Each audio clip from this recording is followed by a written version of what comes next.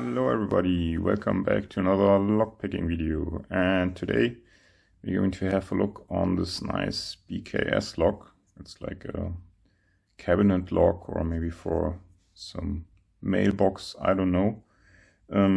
It is a 4-pin lock.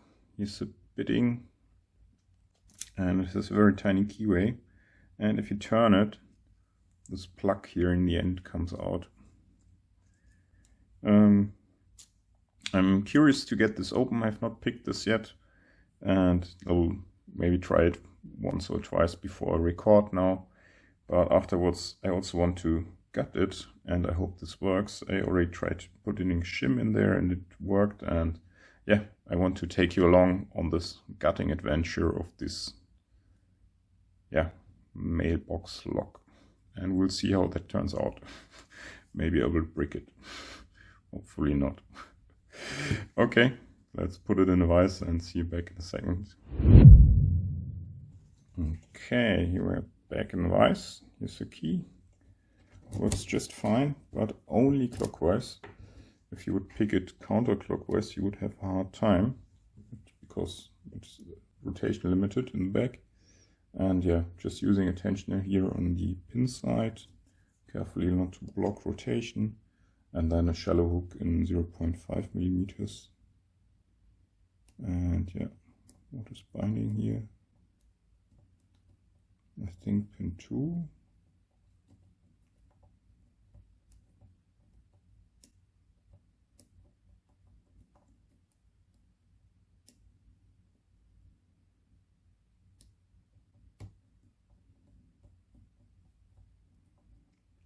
Okay.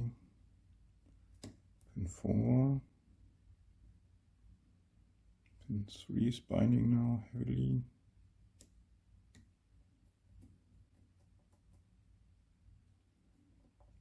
Okay, pin 2 again, or is it 1?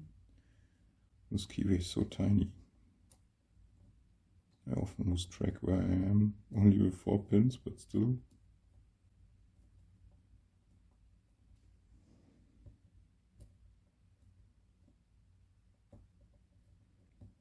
Okay, that was 2. Okay, touch 3, and we open. So I guess there's nothing too fascinating about the pins inside, but I'm more curious on the adventure of gutting this, because that looks quite interesting, if you ask me. And yeah. So first of all, let's lock it back up.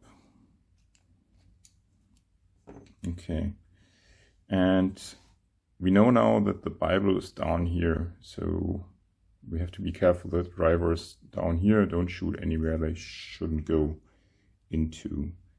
And I marked this already here with a red line, so this is where our shim will go.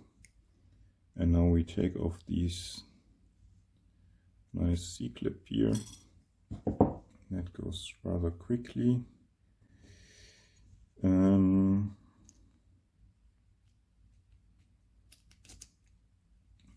this pin here can just go out if you unlock it. That's what I already found out. And now let's get a shim in there.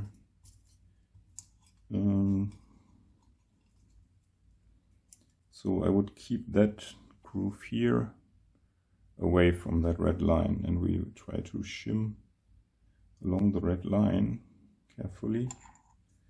And if the shim gets stuck a bit, I just use a follower and leave a little gap, and then usually it's better to push in without messing up the shim too much. But there we go, just as I said.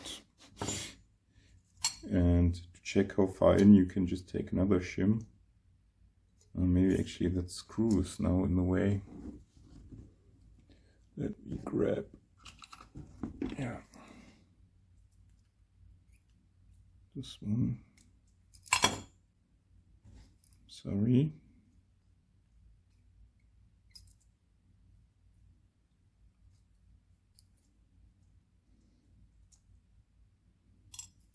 Will it go in further now?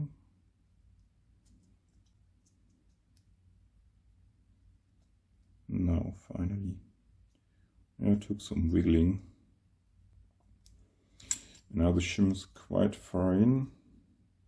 Yeah, I would say it's at the front of the lock.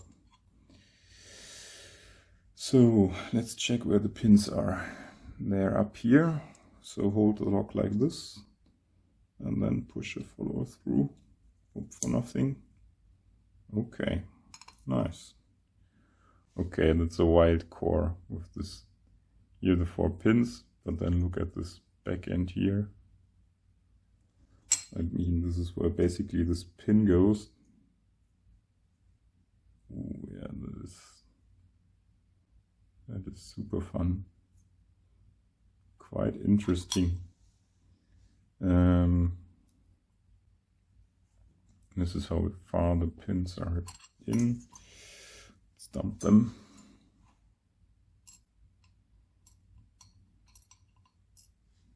Yeah, just standard key pins. And let's get the drivers also.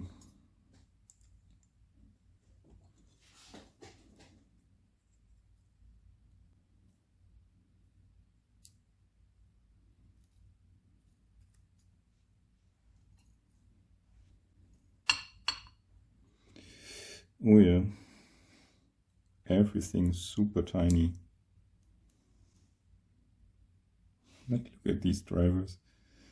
And they're even hollowed out, so the spring has some space to go. Because the Bible is super short. Yeah.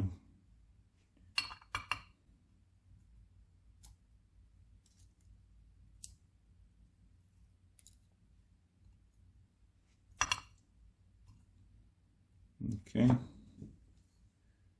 Quickly turn these around. That was tiny. Okay, let's have a look at the housing.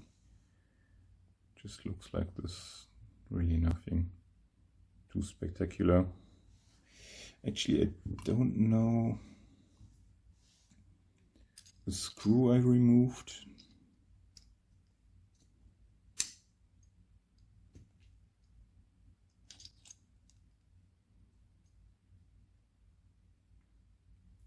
Ah, the screw is actually the...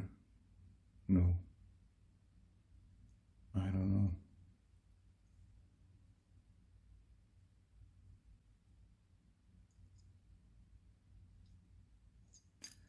So I'm just fascinated by the screw that was in that hole.